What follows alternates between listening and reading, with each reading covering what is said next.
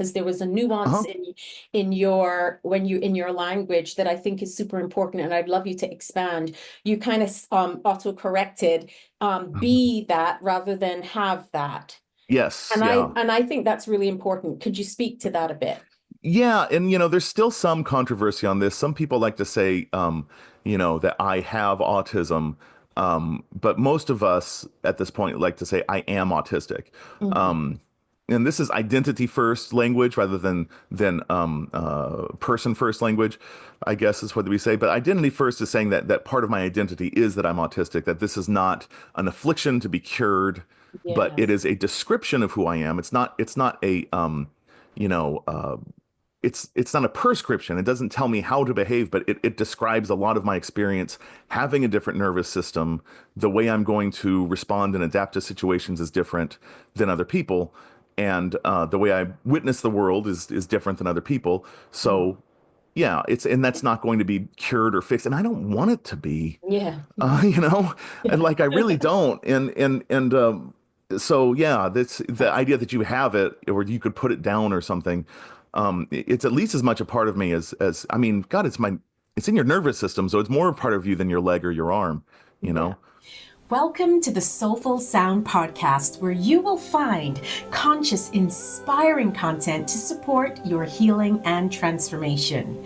Now, before we jump into today's episode, I want to extend a heartfelt invitation for you to be part of our community, where more insightful conversations await to guide you to heal, grow, and thrive. Simply click the subscribe button. It means the world to me, and your engagement is a big part of us reaching the hearts of other beautiful souls like you. Thank you so much for joining, sending you love, healing, and sound wherever you are.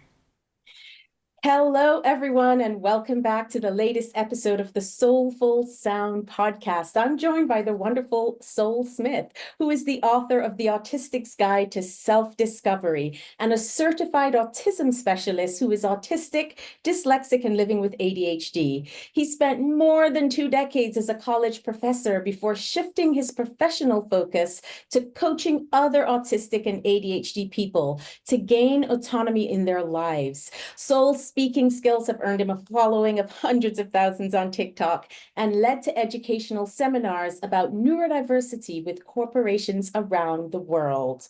Welcome in, Soul. Thank you so much for having me. I'm really excited. So am I. Soul on the Yeah, Soulful Sound podcast. that's right. Something's Yeah. aligned at the start. Yes, I right. love that. Exactly. So I love to kind of start my conversations off with a bit of your personal story. And I know that you're an Okay. author and you've written a book, which is amazing. So can you tell us a little bit about your story? That might be anything that you feel called to share or what led you towards writing this book. That's a tricky question for an autistic, right? Like I have to, which Yes. details are pertinent here? Yes. Yeah, I always knew I was different. Like that was somewhat clear to me, and I credit my parents to really packaging that difference as a good thing. I feel like it was this sort of like positive, this unconditional positive regard that my parents had, that they just always sort of like were very affirming and very reassuring. So I just kind of always saw this as an advantage, and I sort of you get this sort of imposter syndrome when you don't do your work the same way everyone else is doing their work. I always had to do workarounds, and I knew that my socialization was a little different. I was kind of struggled to keep up with friends groups and things like that. Kind of didn't know exactly what was going on. Much more comfortable one-on-one, much more comfortable in like really kind of cut and dried roles, really. But I also had this sense of like that at some point things would kind of sync up and I would kind of be in the club of adults with everybody else and I'd get there. So yeah, after teaching for a while and having a lot of all those sort of childhood feelings of kind of being off to the side somewhere, like keep following me.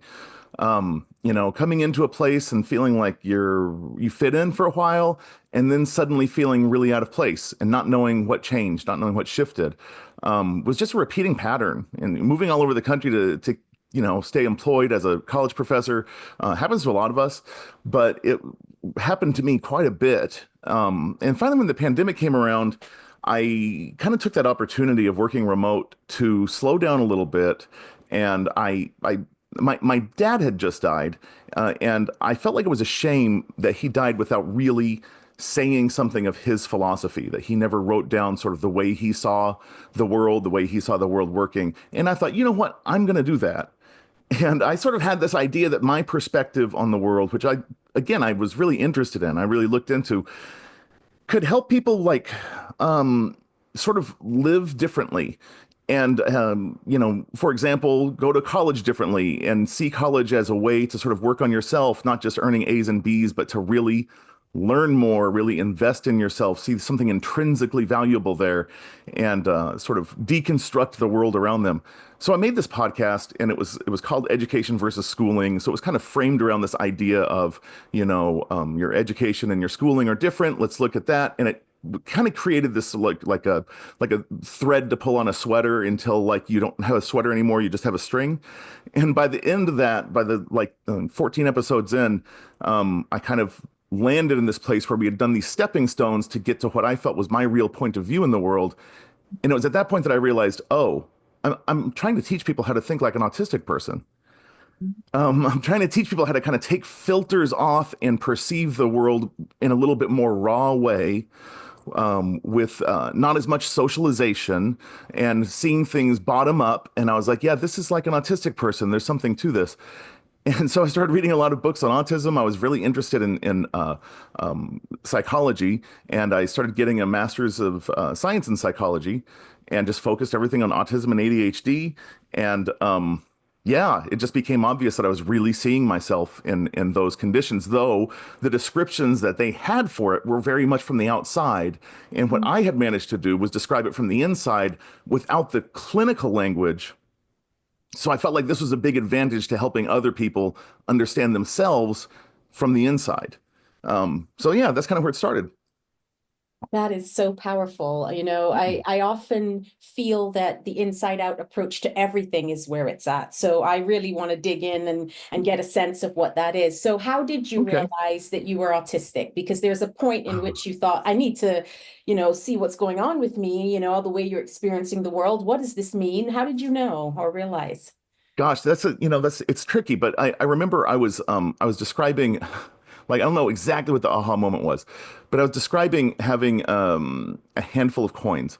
And if I'm holding 11 pennies, and you show somebody, you say, what am I holding? They're going to say 11 cents.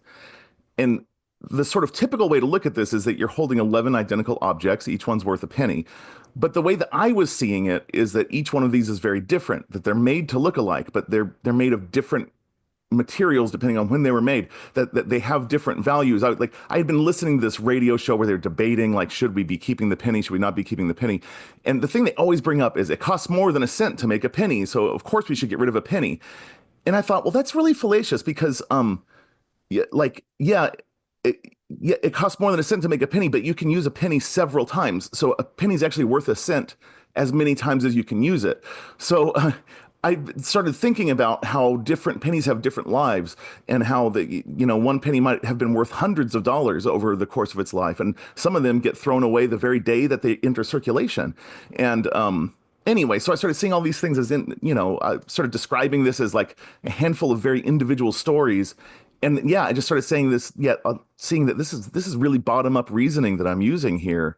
And looking at how money in general is a token for understanding something different, and we have sort of created it as a surrogate goal for that other thing. That now money has become the thing it represented. It has become power. It has become the goal that we were reaching was comfort, stability, all of these other things. And now the money is that.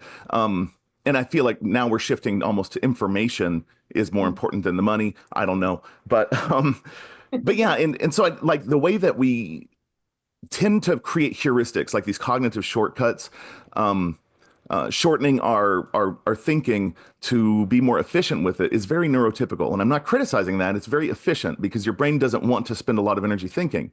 But an autistic person tends to, quote unquote, overthink things.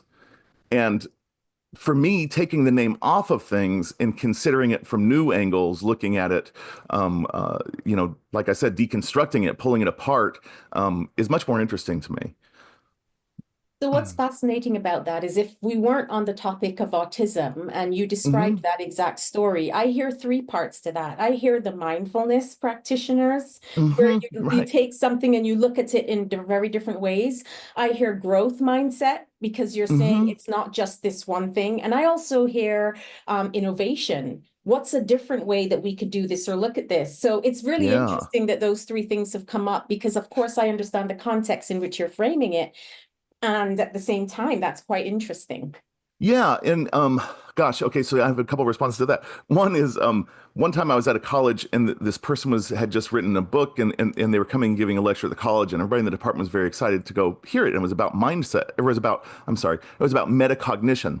Hmm. And your thing about growth mindset kind of worked into this. It was about metacognition, and we went and looked at went and watched this presentation, and everybody walked away from this presentation saying, "Wow, this was amazing. That was like so inspirational." And I was like, "You guys aren't thinking about how you're thinking all the time." And, like I said, what are you guys teaching in your critical thinking class if you're not teaching them how to switch thinking practices? And it just like that really weirded me out. When growth mindset like started becoming a sort of like a buzzword, um, I like I had noticed that a lot of teachers, um, I'd seen one of my bosses, as a matter of fact, I was in the mailroom and I was part-timing at this college on the side. And I was in the mailroom and the student had come up to one of my bosses and said, I want to know why I got a C on this paper. And she said, because you're a C student. And he goes, well, I've always gotten A's and B's in the past. And she said, well, your teachers were probably just appeasing you so that you wouldn't cause any problems. They were probably part-timers and they're busy and they don't want to cause problems, but you're a C student and that's okay. You're going to pass. Some people are C students, some people are A students, some people are B students. Don't worry about it. And I just, I kept my mouth shut because I wanted to keep my job, but I was just so hurt by this. And I was like, when did we become like diagnosticians instead of teachers? If I have somebody come to me and say, why did I get a C? I would be very much like, yeah, we need to get you to an A, otherwise I'm a bad teacher. Like that was always my thing. Like, you have different times where I've had teachers from other departments or whatever brag about how few people pass their tests. And I was like, you're that bad? Like, like you're that unengaging? No one wants to listen to you? Like, I don't get it. So yeah, the whole thing with growth mindset, like, this was like really interesting to people because we had already replaced the idea of you're here to learn to you come into the school and we assign you the grade that you are, not you start here and you learn. So just for example, and I'm so sorry, I'm riffing on this so much. For I love example, I it. never, yeah, I taught writing primarily, and I would not grade any of my students' work until the end because the idea that I had was we're going to work on stuff, we're going to practice stuff, we're and I should never be weighting something that you're doing at the very beginning the same as at the end because I haven't taught you anything. Mm. So the first, 3/4 of class is we're teaching and we're practicing, we're getting better. And then the last quarter of the class, you're going to work really hard on everything and you're going to show me what you've learned. Then you get a grade. Yeah. And some students felt very kind of scared with this because they wanted to see their points accruing all along. But to me, that doesn't check out because that's, you're not learning as much as you are jumping through hoops and following directions. And I can buy a box of like cake mix and follow the directions and bake a cake, but it doesn't make me a baker. And I Mm. wanted them to be writers. So I wanted to like introduce them to all of the ingredients and let them play with it and let them like feel their way around and then say, okay, now, make a cake. And some of the cakes might be better, some of the cakes might be worse than a cake box, but they're going to feel like they own this skill rather than like, okay, I did the thing, give me my letter. Yes. And it's very idealistic. And but yeah, that's just kind of the way I saw things. So I guess it maybe is also plays into the innovation. Gosh, and there was one more thing that you said. Maybe it is with Mindfulness. mindfulness. Oh yeah, definitely. Um and okay, I want to come back to that one, but the innovation, Okay. yeah. So this is like lateral thinking. Lateral thinking is the ability to come up with lots of different solutions to a problem. And our schools tend to teach critical thinking, which is this idea that you come up with a solution and you defend it, you drill down to try to find this one answer like it's locked in marble somewhere. And there's nothing wrong with that, especially in the age when it came out, with Socrates, Mm. because before then people weren't using a lot of factual things to create arguments. Um, so that's great. I mean, we could use more critical thinking right now. But lateral thinking allows you to question the very infrastructures and the very notions of the problem that you're facing, rather than just questioning, what is the answer to this? You're like, well, why are we being asked? What's the context of this question? And this is one reason why autistics, we do this very naturally because we don't have the same sort of shared assumptions that neurotypicals have. So, for example, when I'm taking a multiple choice test and I get asked the question, a baker can bake a cake. We're doing cakes today. A Yeah. baker can bake a baker can bake 20 cakes in 20 minutes. How long does it take them to bake 40 cakes? I would go 20 minutes. Why is the baker limited to just 20 in 20 minutes? Like, what size is the oven? Can he make the cakes be twice as small? Or, I mean, half as big? Like, was he working at full capacity? Was he too tired? Did he have enough ingredients? Like, there's so many variables here Mhm. that the question's just assuming. But in the baking, that's just the cooking part. So does each one cut take 20 minutes and we're just counting the cooking part? And people will tell you like, oh, you're overthinking this, but other times questions are trying to trick you. So it's really hard to know when this is happening and when it's not. But it does lead to innovation. It does lead to like different kinds of problem solving and different kinds of sort of leaps forward to say like, what's working isn't working, and all of these like sort of ways we're doing things are happening in a line. What if we took a right turn here? Sometimes it works, sometimes it doesn't. But when it does, it's people love it. Yeah. Gosh, I'm rambling. Thank you. I love it. Yeah, thank you. I'm really enjoying the way you're describing it, and also how, again, I can relate to a lot of it. Interestingly, Yeah. my children were in typical sex schools growing up, and then when they went to secondary school, my youngest just wasn't thriving, and part of Hmm. that was just because the way things were taught, the systems. And I think the example that you gave with your teacher saying, well, you're just your boss, rather, you're just a C student. It's like, are you actually identifying me as this? You're Right, placing right. you're placing a grade and my identity in the same place. I think actually a lot of his challenges were around that. It's like, Yeah. the things that I do or what I get at school doesn't tell you who I am. Hmm. And a lot of that was the challenge. So actually, for a while, he was homeschooled and then had other types of education, because I just thought every child needs something different. Every person needs Yeah. what they need.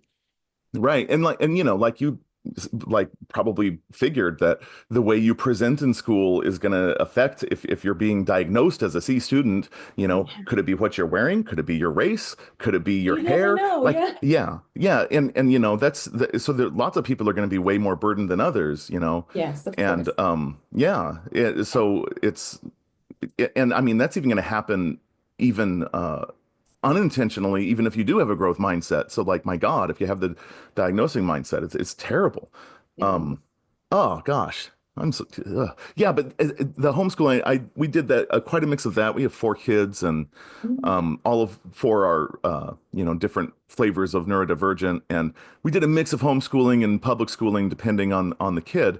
And they tend to be pretty autodidactic, like they get really interested in something, and we find that if we stay out of the way and let them stay interested, that it usually will carry them through everything they need to learn. And I Mhm. think that a lot of times we're really impatient because we're like, oh, are they on grade level? Are they catching up? But it's like, if you just let them keep at their interest, it's going to spread. It's going to start touching other things. Yeah. And even in like, really specific things, my one of my kids was very, very shy, very closed off. She wanted to go back to school, and but felt very disconnected. Did not want, just for example, didn't want other kids to talk to her. Didn't want the teacher to say her name. Like, this was like where she was going, like coming into middle school from COVID. But she still wanted to have this experience. And so school, we just kept thinking like, oh, this is not going to work out for her. But in the meantime, she got really into Rubik's Cube solving. And we kind of let her get really into this, where she was spending hours solving Rubik's Cubes at home, much longer doing that than doing her homework. Mm. And her whole thing was she saw this documentary about Rubik's Cube solving, and she wanted to meet this kid who was the world champion. Like, she just really wanted to meet him, right? And 6 months later, she's going up against him. And Amazing. I know, right? And she now she can solve a Rubik's Cube in 6 seconds. And she got into this whole community of people doing this, and lo and behold, many of them are autistic, and it's such a positive atmosphere, and it made her comfortable. It made her come out of her shell, and now she's comfortable in school, and she's like made friends, and like become like one of our most social kids. And it's also really driven her academically, believe it or not, because she identified a college she wants to go to because they have a great Rubik's Cube club. And and and so she has a 4.9 grade point average because she really wants to get into there for the Rubik's Cube club. And I mean, maybe that's an extreme example, but really we just kind of felt like if we stay out of the kids' way and let them do what they want to do, the chances are, they're not going to just sink to the bottom. The chances are that they're going to, end up really get going somewhere with that. And not only that, then you kind of show that what you're interested in is worth it, that you're valuable. Yes. Because when you have all the kids together and like every single bell ring is now you switch subjects, put down your poetry, now it's math. It really kind of says that what you're doing is unimportant, Mm. and what you're interested in is unimportant. And I think that that's sad too. Yeah. Yeah, I'm I'm sorry I'm on a soapbox, but yeah. No, that's okay. That's Yeah. awesome. I think that's a beautiful nugget to highlight. Let them. Just let Yeah. them, because Yeah. often people, parents, whatever the situation is, often we try to decide, control, especially when we feel we're responsible for. And I think what that speaks to is recognizing that no matter the age, size, the person, you have something within you that you can own, Right. take responsibility for. And that, following the joy, that and the interest, stunning. So I'm so happy Yeah. for your daughter, and I for you parents for allowing that. Yeah, and I had read somewhere that the average U.S. high school student has less autonomy over how their day is spent than the average U.S. prisoner. Yes. And I Yes. mean, yeah, and that's really sad. And I mean, not that prisoners should be deprived of autonomy, but that, if your kid says they feel like a prisoner, they're not far off. Yeah. And Yeah. that lack of autonomy is especially hard on ADHD and autistic kids, that they don't get dopamine from doing assigned tasks, so everything is really boring, and they're just sort of told this is how your life is going to be. Um, and you get really disconnected, and then the motivation just dwindles and dwindles, and Yeah. yeah, so then they feel unsupported in all sorts of ways. So yeah, I agree with you. I think that you kind of like try to let somebody show you who they are, and it's just so contrary to that whole idea of like you mold your child into who they should be, um, which kills me. Yeah. You know? Yes. And actually, so I want to slightly switch to the adults, because I know that a lot of the Sure. time and the work that you do is there. And right Hmm. now we are fortunate that all of the different types of neurodivergence, whether it's autism or ADHD, etc., can be tested really young now. There are a lot of things in Hmm. place where, as young as 4 or 5, people are starting to go, I think something's happening. I want to know, take your child, they get tested Yeah. on. Now, as an adult, because that wasn't the case, certainly in my generation, like Right. I'm pretty sure that one of my siblings is dyslexic, but when he was young, we didn't know enough about it, and it wasn't as Hmm. easy, and so he did struggle in the school system as it was. So as adults now, Hmm. what do you think some of the important things that adults need to know, especially being diagnosed as an adult, in whichever one you want to speak to, if it's not all? Yeah, I think that like what you kind of have to know is that you have to do a lot of self-advocacy. That our generation, and I'm Gen X, my generation anyway, if you're over, if you weren't, I'm sorry, if you're over 18 and autistic, you have an 80% chance that you were not diagnosed. 80% of autistics who were not caught before age 18 are not diagnosed. I don't know if that makes, yeah, that's right. Yeah. So basically, it's more often than not they weren't caught.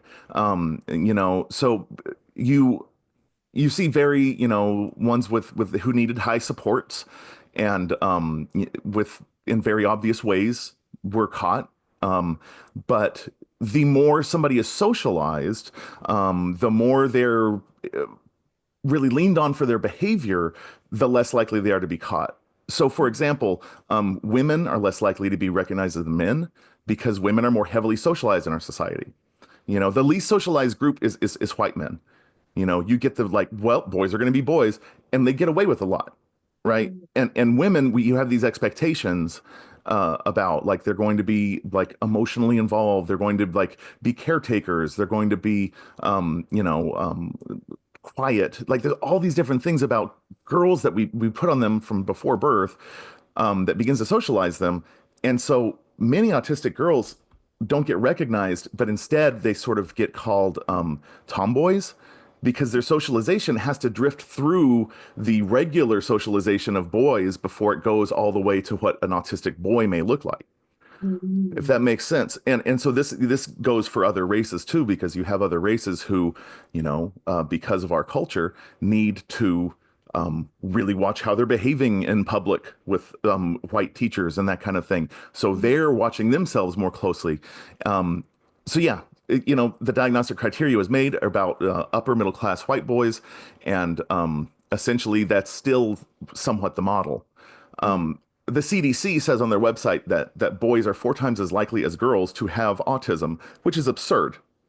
What they mean is that they're 4 times as likely to be diagnosed, but we know that they're not 4 times as likely to have it or to be it. So it's a massive problem that we have. So you need to know a lot about self-advocacy. You need to be able to read a lot about autism or about ADHD. I really recommend Autistic and ADHD Voices, reading about the experience rather than what it looks like from the outside. And what we found is that there are multiple studies that have shown that self-identified autistics, they've done it in lab tests where they get people who say they are sure that they are autistic, they're self-diagnosing, and the relationship to self-diagnosing versus would they be diagnosed if evaluated is 1-to-1. They're 100% would be. And, you just got to think there aren't too many neurotypicals who are going to entertain that idea for very long.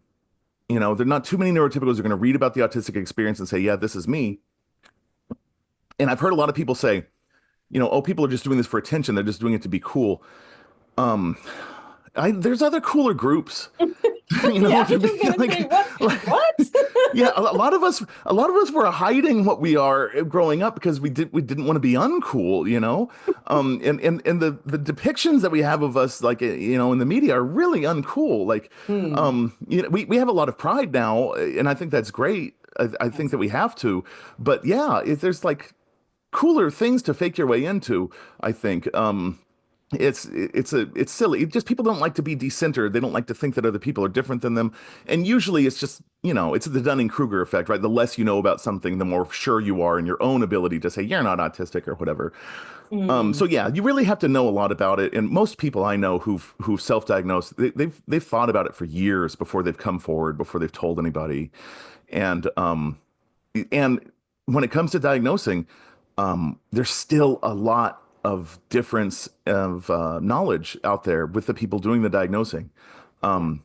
You'll have some people who are very gatekeeperish, and they basically say, you've made it this far, so you don't really, we're not going to diagnose you. And it's like, I've made it this far, but you don't see how on the edge of sanity I am. You don't see how like how hard this has been. And it really is the late diagnosed autistics are the highest suicide risk of any group. They're 9 times as likely to die of suicide than any other group, and they have the highest unemployment rates of any other group. They're the most underpaid, most overeducated for their jobs. it's a group in crisis. It's a minority group in crisis that is not getting the attention it deserves, and we know that it's underdiagnosed, and yet everybody's like, it's a trend, it's overdiagnosed, everybody's autistic, and it's like they're whining about like 4% of people who are like literally dying out here wanting attention, and like if they would just chill out a minute and listen to all of that, like maybe they'd recognize like, oh, well, maybe we can give a resource or two to these people. But until then, we're each other's best resource, Yeah. getting support from other autistics and feeling heard. I didn't have anybody understand my experience, and besides, my dad, until I was in my 40s. Mm. Um, Mm. and until I started talking on TikTok and people saying, oh my God, I feel so seen. And I was Yeah. like, oh, this is a thing, you Yeah. know? That is stunning. There's so much to pull from that. I'm going to backtrack because there was a nuance Uh-huh. in your language that I think is super important, and I'd love you to expand. You kind of auto-corrected be that rather than have that. Yes, And I yeah. and I think that's really important. Could you speak to that a bit? Yeah, and there's still some controversy on this. Some people like to say, that I have autism, but most of us at this point like to say I am autistic. Mhm. Um, and this is identity first language rather than person first language, I guess is what we say. But identity first is saying that part of my identity is that I'm autistic, that this is not an affliction to be cured, but it Yes. is a description of who I am. It's not a you know, it's not a prescription. It doesn't tell me how to behave, but it describes a lot of my experience having a different nervous system. The way I'm going to respond and adapt to situations is different than other people, and the way I witness the world is different than other people. Mm. So yeah, and that's not going to be cured or fixed, and I don't want it to be. Yeah. And Yeah. like I really don't. And so yeah, that's the That's idea that you have it or you could put it down or something. It's at least as much a part of me as I mean, God, it's in your nervous system, so it's more a part of you than your leg or your arm, you yeah. know? And I love that nuance, and I thought it was important to highlight because I think a lot of people do go like, okay, well, he has autism or he has ADHD, and it's like, okay, I know that there are different things, Hmm. but it's still a really good nuance for autism. I think that was worth highlighting, and I know there are a lot of people who throw their own diagnosis around. Hmm. I've had a few people even in conversation that I hold accountable anyway when it's like, oh, sorry, don't mind my OCD ways. And I'm like, are you really diagnosed with OCD? Or are you just Right. saying that you are? Because there are a lot of people who Yeah. really struggle and suffer in that space too. So let's Uh-huh. not just throw it around as if you being really, neat and tidy and having these little habits that you Yeah. are, you know, Yeah, and OCD is tough, man. Like it that, is. yeah, that's a tough one. One of my kids has at least some OCD, very heavily OCD traits. They're probably diagnosable. And that's a tough one. Like quite honestly. And yeah, people say, "Oh, I had an ADHD moment when they left their keys somewhere." And it's like Yes. that's I'm just like, yeah, what? yeah, and that's very different than like having a podcast interview lined up and totally forgetting it. Like, like, I mean, like compulsively like I do. Um I love you that. know? Yeah, thank you. No, but yeah, I mean, and then, people will say, you're hiding behind it or you're using it as a crutch. And I'm like, do you know what crutches are for? Yeah. Because people who need crutches, that's really useful. Yeah. Like when you need a, Yeah. like that's just always one of the funniest. Oh, Love you're it. using it as a crutch, and it's like, oh, okay, let's get the guy with the crutch and take it away. Like he's Yeah. using it as a crutch. It's like awful. Like of course I'm Yeah. using it as a crutch. Or somebody will say like it's just a word, and I'm like, well, like literally everything's just a word. Yes. And words Literally have everything. vibration and meaning and definition and yeah, okay. Yeah, exactly. And it's a really handy word, Yeah. like, yeah, I love it. yeah. So the other piece is too, like, because I know three people very close to me who've been diagnosed with ADHD as adults, or ADHD and ADD for one. And their experience was liberating in one sense, because finally there was something that they could say, well, I understand myself better. I actually know now why this is this, or why that. And it's like you said, the education Hmm. piece, how important that is. And so there's also kind of then the superpower in it, and then there's Uh-huh, also the uh-huh. challenge piece in it. Can we speak to that kind of, what I will call, for the sake of this, light and shadow, not good and bad, Okay. but light and shadow of that experience? Yeah, okay, so like for example, let's we can look at it through like fictional characters that are heavily autistic coded, like House or Sherlock Holmes, the Gal on Bones. Like you see these characters that are autistic coded, and they are sensitive in ways that other people aren't. That they drill down and they think in different ways that other people don't. And so, for example, in any given situation, in any given setting where a person is, and I'm going to ballpark these numbers and probably screw them up, so forgive me. In any given situation, there are about 2 million different stimuli happening, about 2 million stimuli. And the average person is going to be on some level filtering out all but about 200 of those stimuli. And if you are very perceptive, um, you maybe are filtering out all but 1,000. So that's taking in a lot more stimuli. And some of that may be completely irrelevant when you're autistic. You may be getting stimuli that's totally irrelevant, and it can be really bothersome. You know, too loud of music, your clothes are touching you, and you keep feeling it. You're not filtering that feeling out. The pattern of the carpet is really bothering you, and you can't stop looking at it. But if you are sort of working with this lack of a filter in a way to be really sort of deconstructing things like, say, House is, then he's able to sort of like look at all these stimuli differently and process it and come up with these solutions, right? And then that's where we have this sort of like, superpower-ish thing. Hmm.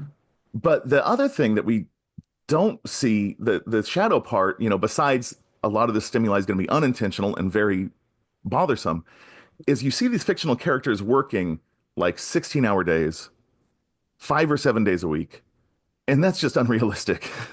Mhm. Like autistics will burn out and be overloaded very quickly. They tend to, because of all the sensory data that's coming in, they tend to be touched out, sounded out, like the lights bothering them. Like I always recommend people trying different sensory detoxes. Even if you don't think you're sensitive to some things, I say try wearing, loop earplugs for a while. And some of them are like, oh my gosh, this makes a huge difference. Like try going to a grocery store wearing a hat with a bill on it to block the fluorescent lights. And it just makes a huge difference for me. Mm. Try wearing a compression shirt because it constricts your blood vessels and manages your circulation and your heart rate differently. And in a crowd, it's totally different level of anxiety. And even if you didn't know you were having anxiety in a crowd, it can be this huge difference. Um, so we tend to overload in different ways.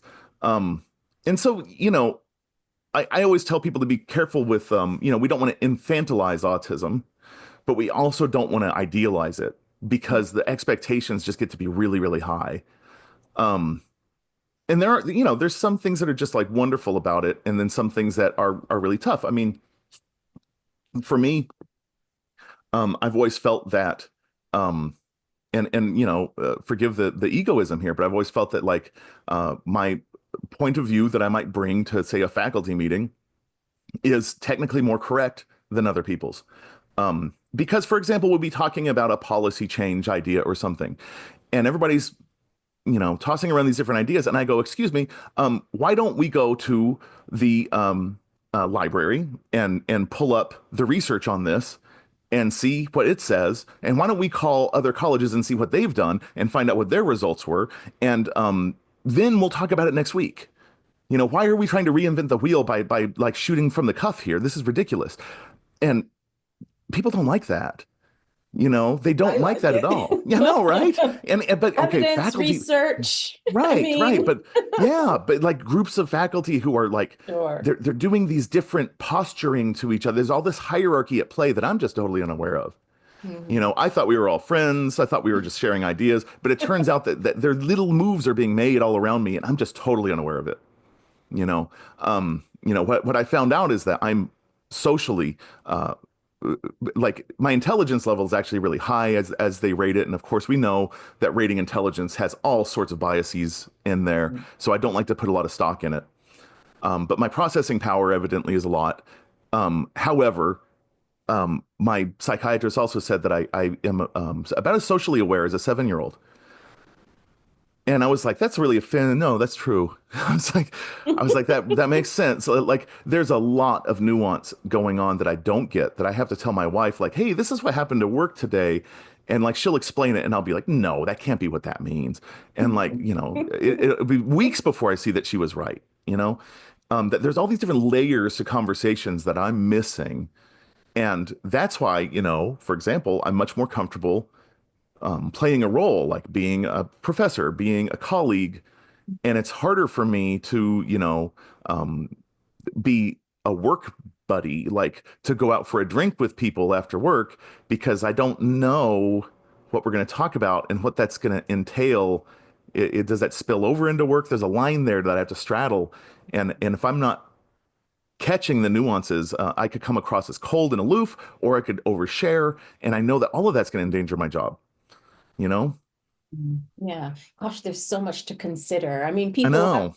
have a lot of things in general, depending on their way of thinking. What my experience with not just autism, but in, I would say, neurodivergent, different types, and that I Hmm. particularly love is that what in society that you say, that kind of no filter.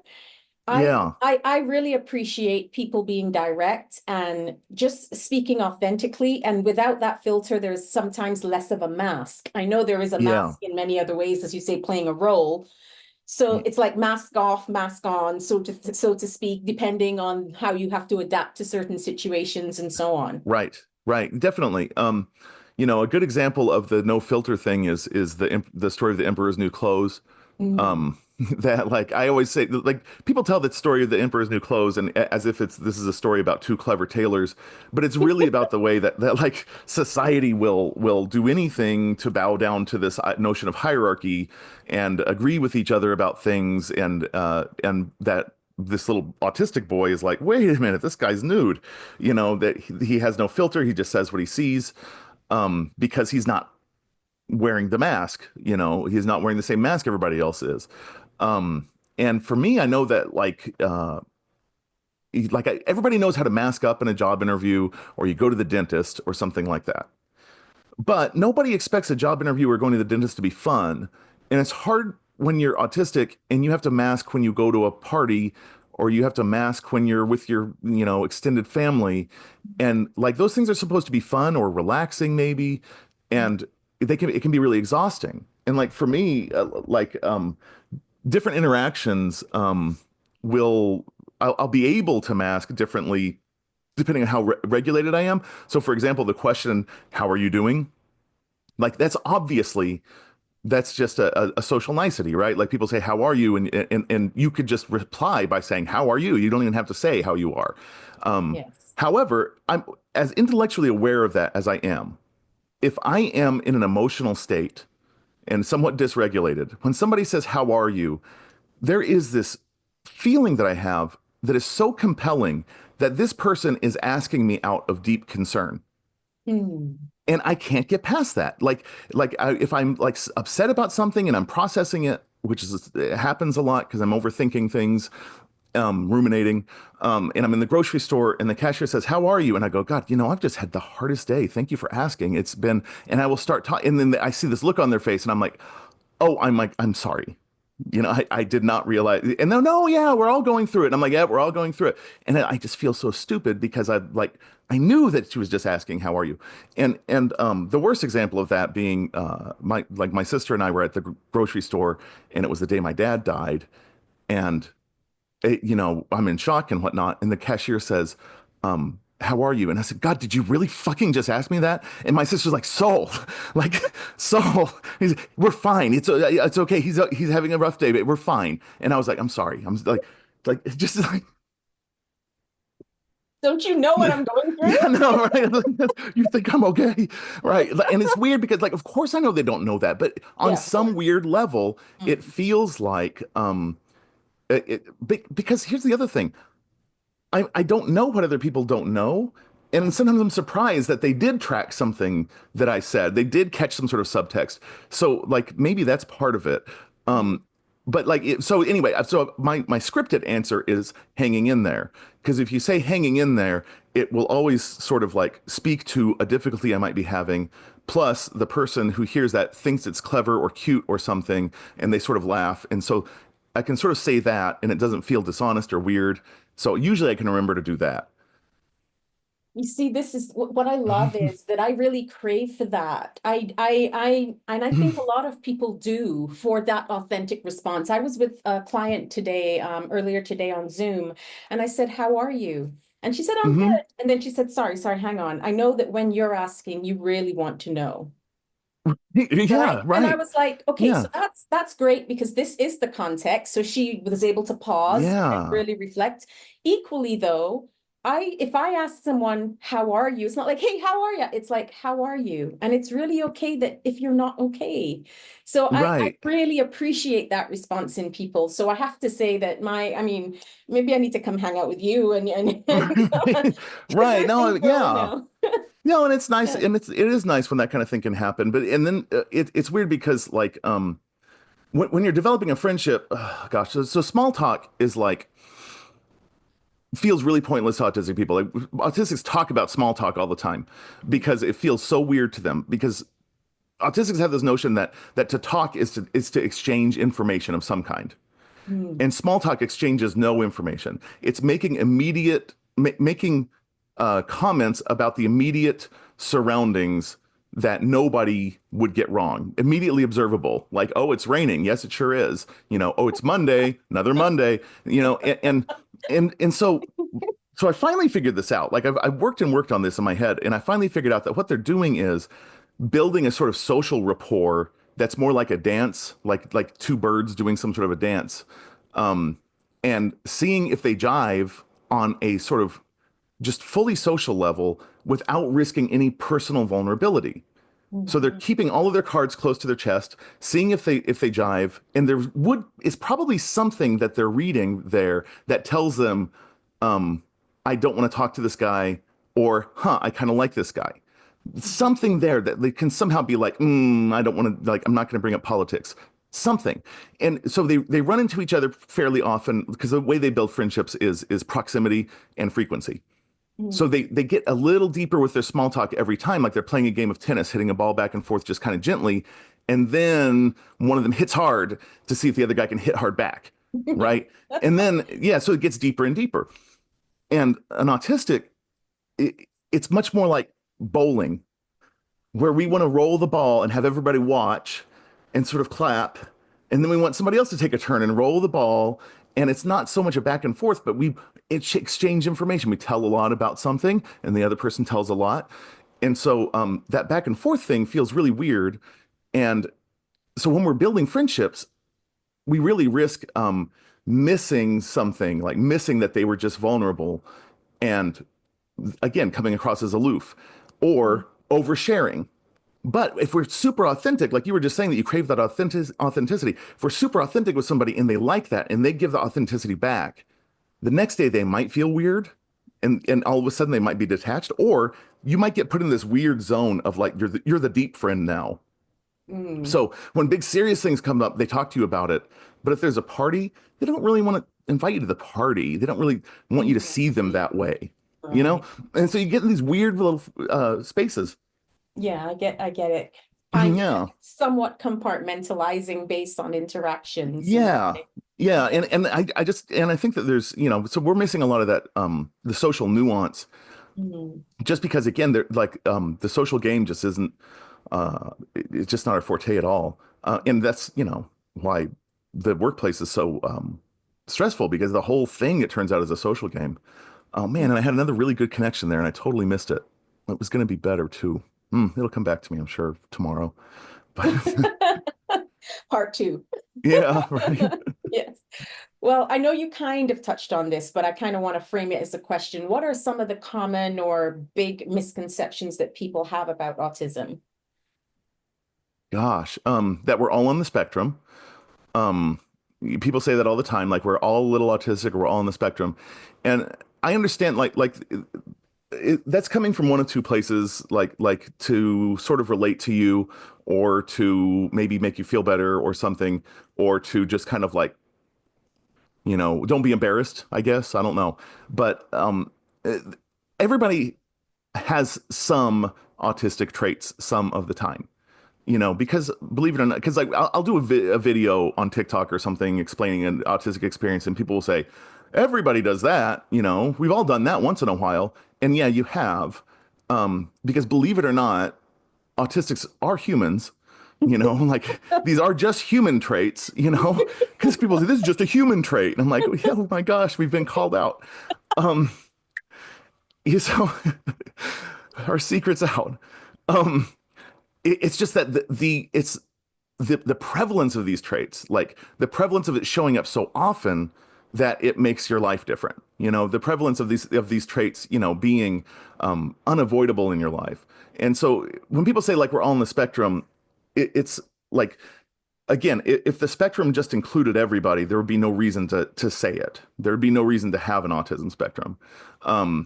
And that's not the reason that we say it's a spectrum. The reason we say it's a spectrum is because we want you to understand that if I say, it turns out I'm autistic, that you can go, well, wait a minute, my nephew was autistic. You don't look like my nephew. Yeah, because it's a spectrum. Because most people will have like someone they know who is autistic, and it's like, if you don't look like Jimmy, you're not autistic, and that's just not how it is, right? Yeah. And yeah, and so it's different, So it is really broad. If you take any two autistic brains and look at them, the differences between those brains will be more than the differences between either of their brains and a neurotypical's brain, if that makes sense. Mhm. So it really what gives us common ground is just that we're both out of place with the culture. That being out of place, that basically um, the way that neurotypicals socialize, and I'm using neurotypical really loosely here, non-autistic socialize becomes a certain culture, and we're just outsiders from it. But we're just, you know, we can be just a little bit to the side, to the point where somebody's like, yeah, there's something off about him. Can't quite place it. And that's one of the dangers of not knowing, is that you're masking, and you come across as suspiciously close to normal, and they think you're up to something. And if this can build up over years at a workplace, where people are like, yeah, there's something about him. And then somebody's like, yeah, and he never goes to the parties. Yeah, and I never see him after work with such and such. Yeah, and he always goes straight home. And all of that can just build into, like, and if you don't have any friends in the workplace, you become really easy to fire. Um, so like just a lot of things like that just kind of make it harder, where it's, ultimately knowing this um, gives you a little bit more tools. Yeah. I know that you say that one of the I guess imperatives really of living happily as an adult with autism is to kind of shed a lot of the shame and things that have been built up over the years, because you're not even understanding it until you know quite what's happening. Hmm. So can you talk about that? How do we, or how do those with autism shed some of that shame now that they know that this is what they are, they're autistic? Yeah, I mean, yeah, you do a lot of unpacking. You look back and see, how you lost a job, how you fell out of a relationship or something, and you see that, like, this really wasn't you not being good enough. This was really somebody misunderstanding you. That this wasn't your fault.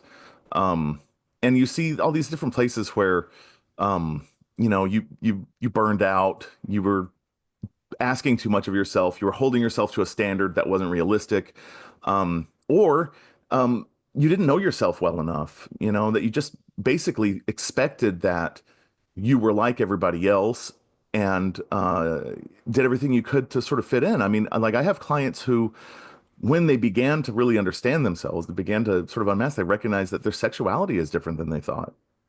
They recognize that their gender identification can be different than they thought, because they're trying so hard to fit in that they just assume these normative standards are them. And when they start peeling away these layers, they're like, I've always been more comfortable, you know, a little different. And it's just sad to see how we've edited ourselves. And, you know, other people who aren't autistic are editing themselves too, out of all sorts of pressures. Um, and it's tough because there's just a lot of pressure to fit into these certain molds. And in some ways, I'm jealous of the newer generation who has a better vocabulary for identity. And people who are like, oh, it's gone too far. Well, let them do their thing. What do you care? Let them play around and see where the pendulum goes. But overall, I think it's wonderful to see people actually interested in themselves rather than just trying to be a supermodel or a action hero, Like you go back to the 90s and what we were idolizing back then. Like it's really good that we're broadening that. Yeah, for sure, for sure. And obviously your book Guide to Self-Discovery. I think that speaks Hmm. a lot to the inner landscape that you mentioned way at the Yeah. start, that kind of how it's experienced from the inside out. Are there any key points that if someone's listening right now who's going, oh my gosh, yeah, I'm really relating to what's being said. Are there any points that you want to highlight from the book that you think, I know there's so much in your book, but just what Yeah. might be coming up now in the context of our share so far? Well, I think that one thing is that autistics, when they do sort of like face all this and begin to unmask, that there's a mourning period where at first it can get really sad. You feel like you've lost something, you feel like you've lost years, or you feel like you've lost individuality or something. And you also notice this sort of vaporous sense of self, this vaporous personality, almost like your personality isn't full unless you're around somebody else and sort of molding to their expectations Mm. because we're so used to that. Essentially, we don't, our brains don't develop in the same way. We have extra synapses and we don't do the same type of development. So we have these extra synapses and we did not make a personality essentially in the same way that most people did. We stopped developing ourselves and we started fitting expectations. So some of this self-discovery is really self-development. It really has to sort of do with trying to find your North Star, trying to find what you want to anchor to, and um, inventing yourself, like inventing an identity, inventing a way to move forward that's meaningful to you. And it could be anything, but like a lot of people end up sort of starting with what was I really into before I really started masking? Like when I was really little, what was I into? You know, like I found myself like just before I knew, I was always fascinated with like things that I was into as a kid, like He-Man figures and Care Bears and things like that, that just kind of like really spoke to that time in my life. Um, and I noticed that like my house was full of those things. And I think that I was really like wanting to be in touch with that guy again. Um, and same thing with like as my kids were growing up, just kind of like seeing myself in them so much, which everybody does, but still just kind of like especially in the childish things, just kind of like thinking that so many people lose touch with that, and I feel like I was still kind of stuck there. Mm. So kind of picking up from there and then trying to sort of explore like, well, what does this look like now? What can I experiment with? And sometimes it just takes some patience and some experimentation and trying to tell your loved ones, like, I want you to be patient and hang with me and work with me. And it can be wonderful. It can be beautiful. Yeah, and I think it's really important. I remember a very, very brief example of I used to do work on The Voice television show, doing all these Oh, auditions around the mm-hmm, country.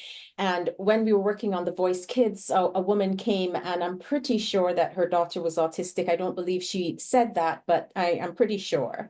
mm-hmm. And we discussed it later, which she confirmed. But the point of this is that her mother put so much pressure on her to get up and sing. And by the time she got there and everything, she didn't want to. She said, you really wanted to do this. You told me you wanted to do it Yeah. for all this time. And then now we're here and you're not doing it.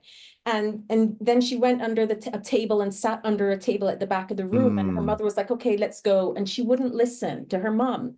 So we're in a Oh, place like, what do we do? So I asked her mom, is it okay if I go over and have a chat with her? And she said, yeah, if you want. She was exasperated. She didn't know what to do, or didn't seem to know what to yeah. do.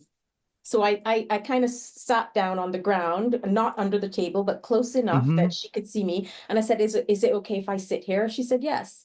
I said, you don't have to get up and sing right now. You don't have to. If you want to, you can. How about you go out for about 10 minutes? And if you want to, you come back in and let me know.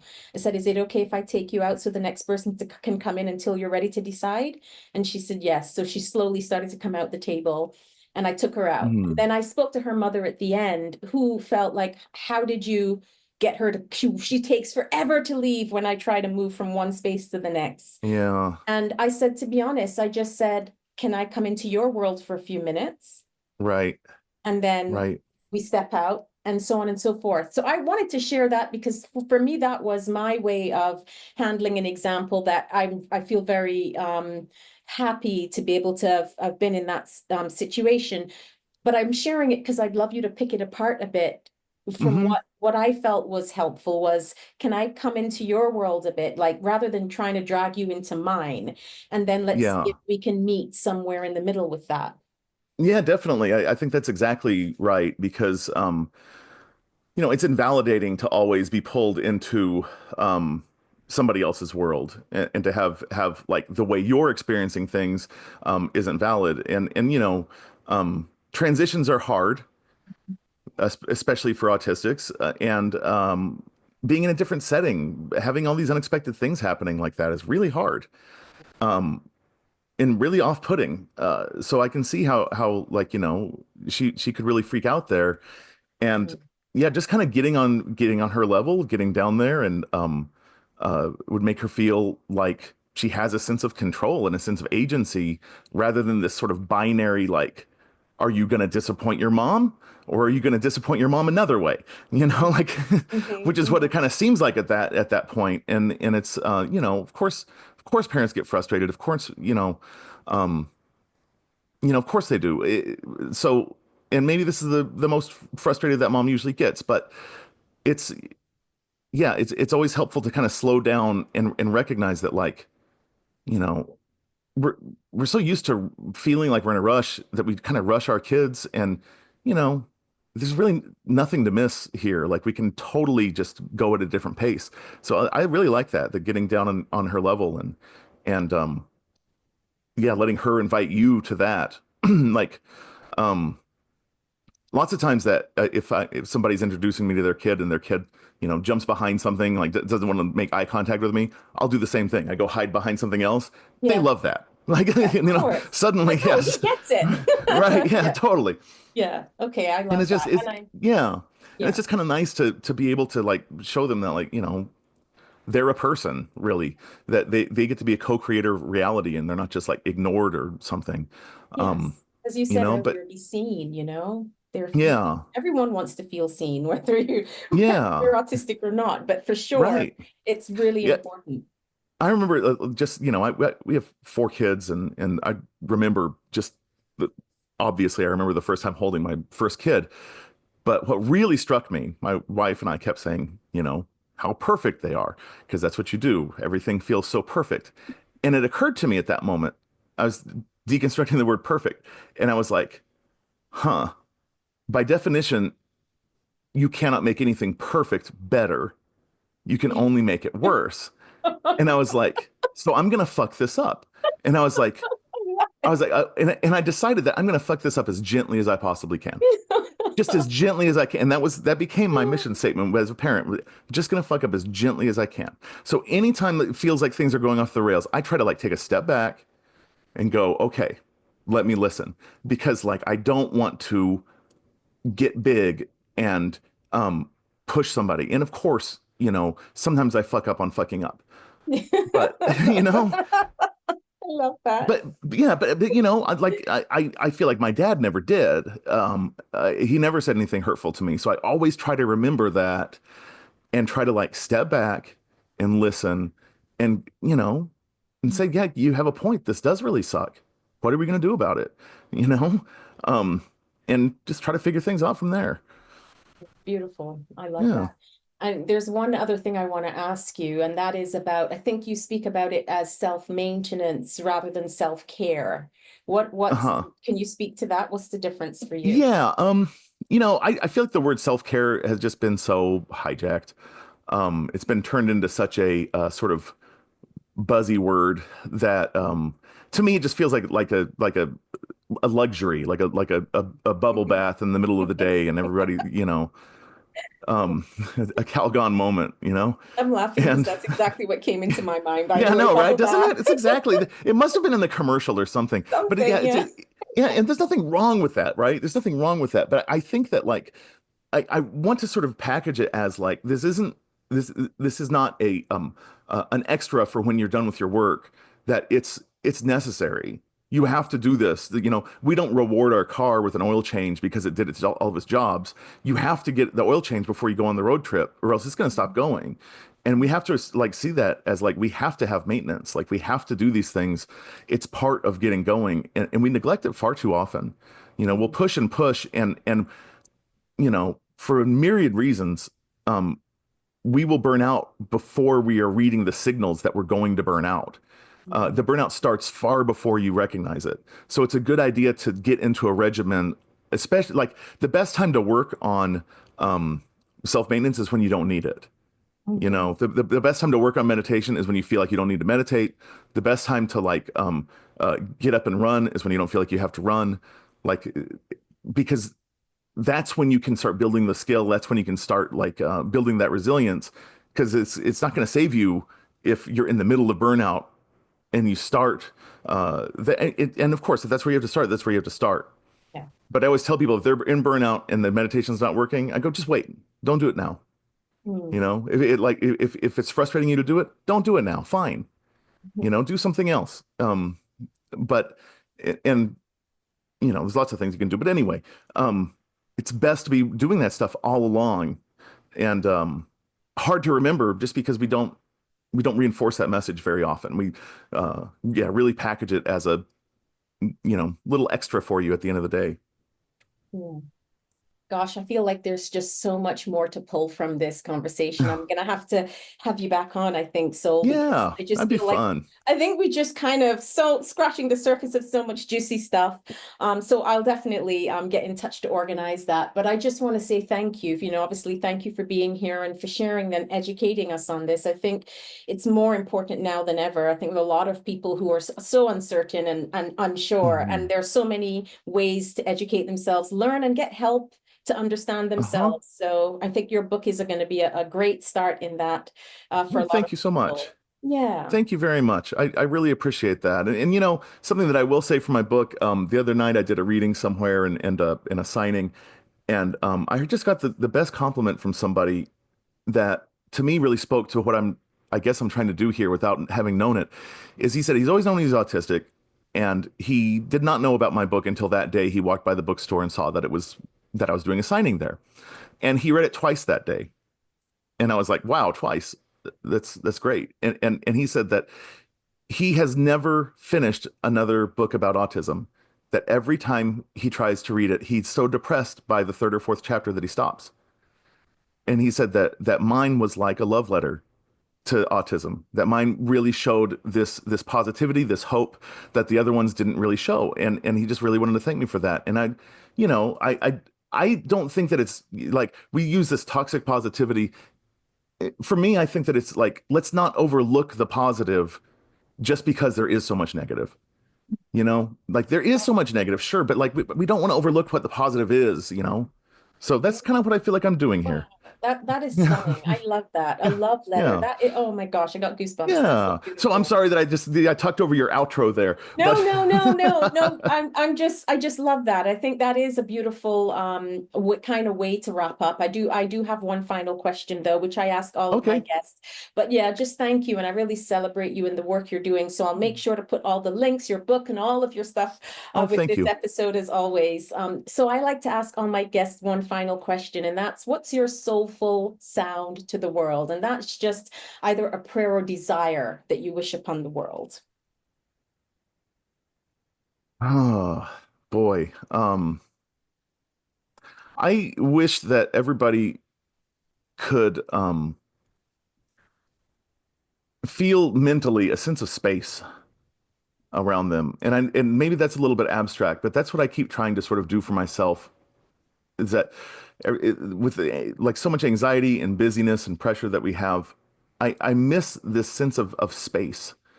And I feel like if we could slow down a little bit and just kind of like take some of the blinders off, and look at things a little different, we could kind of have this sort of sense of space and see a little bit more the profound things that are around us instead of just all of the stress and trouble.